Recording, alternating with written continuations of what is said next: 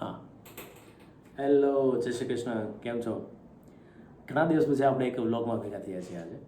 અને વ્લોગ નથી આપતા એનું પણ કારણ એ છે કે થોડા ઓફિસના ઘણા બધા કામો હોય તો આ બધું શૂટ કરવાનું થોડું સાઈડમાં જતું રહે છે. હા, પણ ડેઈલી વ્લોગ્સ તો આવે જ છે દરરોજ બપોરે 1 વાગે. અને આજે સન્ડે છે તો વિચારું કે એક મસ્તીનો વ્લોગ બનાવી અને શરૂઆત કરીએ. અને ટ્રાય કરીશું કે આપણે વીકમાં 2 થી 3 વ્લોગ તો એડ કરીએ. ટ્રાય એ હશે કે ડેલી પણ હશે, પણ એટલીસ્ટ એ ટ્રાય કરીશું કે એટલીસ્ટ 2 થી 3 વ્લોગ વીકલી જાય બરાબર.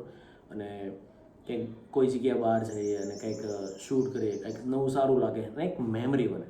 અને મેં પણ મારા ઇન્ટ્રોડક્શનમાં લખેલું છે કે વ્લોગ બનાવવાનું કારણ એ છે કે ભાઈ જે અમારી આખી જર્ની છે, તો સપોઝ કે 15, 20, 25 વર્ષ પછી અથવા કોઈ ઘણા સમય પછી આપણે ઘણા વર્ષો પછી આપણે જોઈએ તો આપણને ખ્યાલ આવે કે ભાઈ આપણે કયું સ્ટેજ હતું, ક્યાં સુધી આપણે પહોંચ્યા અને આપણી સફર શું છે કે એની મેમરી રહે.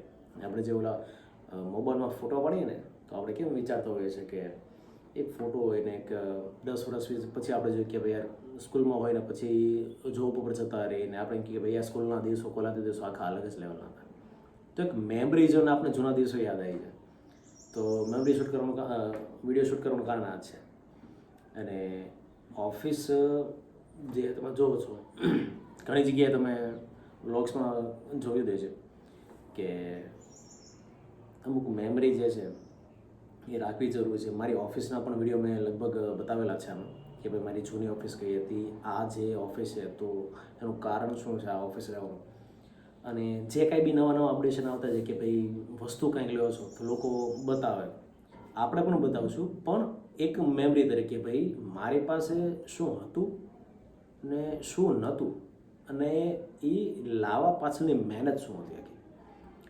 તો આ એક મેમરી ક્રિએટ થાય છે કે ભાઈ મારી પાસે પોઝિશન શું હતી અને મેં કઈ રીતે મેળવેલું છે, એની પાછળ મારી પાસે મહેનત શું હતી, કેટલું સ્ટ્રગલ હતું.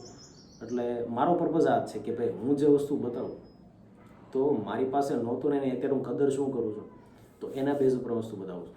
એટલે એક વિડીયો શૂટ નથી કર્યો. જ્યારે મેં એક નવું પીસી લીધું ઘણો સમય થઈ ગયો, પણ આઈ પ્રાઉડ ઓફ કે બહુ સ્ટ્રગલ કર્યું વસ્તુ માટે. કમસે કમ 1 થી 1.5 વર્ષ માટે મેં એટલી મારે જરૂર હતી કોમ્પ્યુટરની. અને કોમ્પ્યુટર મારી પાસે હતું ને અને પીસી મારે લેવું જ પડે એમ હતું કોઈ પણ સંજોગોમાં. પણ મારી પાસે કોઈ એવા રસ્તા નહોતો, કોઈ સિચ્યુએશન હતી કે હું લઈ શકું એમ હતું. એટલે પછી ધીરે ધીરે મહેનત કરી અને આજે વસ્તુ તમને બતાવું છું. વેઇટ હિયર ધીસ આ આપણું એક કોમ્પ્યુટર લીધેલું છે.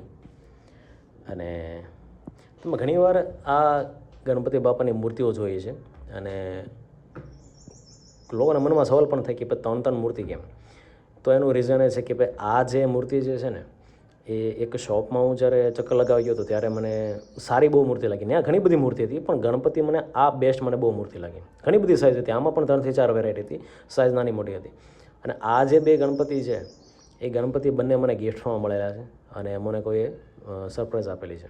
અને જે મારી માટે પ્રિસિયસ છે. જોકે પ્રિસિયસ તો આપણી માટે બધા સરખા જ છે, પણ ઓલું કહે ને કે ભાઈ ભલે વસ્તુ નાની હોય, આપણે ગોલ્ડ મેડલ ને બધું મળતું, ગોલ્ડ મેડલ તો આપણને દુકાનમાંથી પણ મળી રહે, ભલે એ આપણને 50-100 રૂપિયાની જ કિંમત હોય છે. પણ જ્યારે એ વસ્તુ આપણે કહેવાય ને કે 200-500 લોકોના સામે સન્માન સાથે મળે ને એટલે એની વેલ્યુ છે ને પ્રાઇસલેસ થઈ જાય, એની કિંમત કોઈ નથી લગાવી શકતું.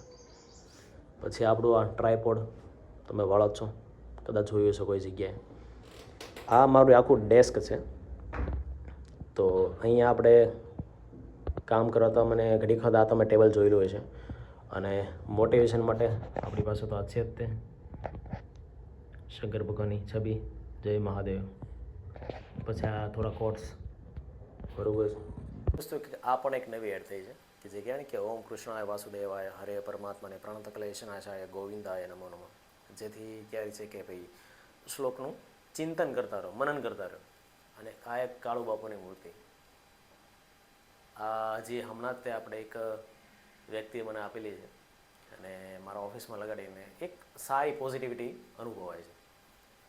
પછી આ બુક્સ તમે જુઓ છો, મને બુક્સ વાંચવાનો થોડો શોખ છે કે જેથી સારા એવા વિચાર આવે કે જીવનમાં કંઈ આગળ વધવું હોય કોઈ પણ રીતે, ફાઇનાન્શિયલ રીતે, મેન્ટલી રીતે, કે પછી તમારી હેબિટ્સને ફેરવવા માટે આ બધી બુક્સ મારી પાસે અવેલેબલ છે. લોકોની સંઘર્ષની કહાની બધી છે આ વસ્તુમાં. પછી આપણે એક પોસ્ટર મગાવેલું હતું 7 કરોડ. કહેવાય છે કે દક્ષિણ દિશામાં તમે લગાડો એટલે તમારી પાસે ઇન્કમના ધોધ વધતો જાય છે એમ કહે છે. હજી સુધી આજે આપણે થયું નથી, પણ આપણે ખોટું પણ નથી કહેતા. અને હા, બેટર પરફોર્મન્સ મળ્યું છે આપ બરાબર. અને આ આપણે માઉસ પેડ મગાવ્યું હતું મોટું.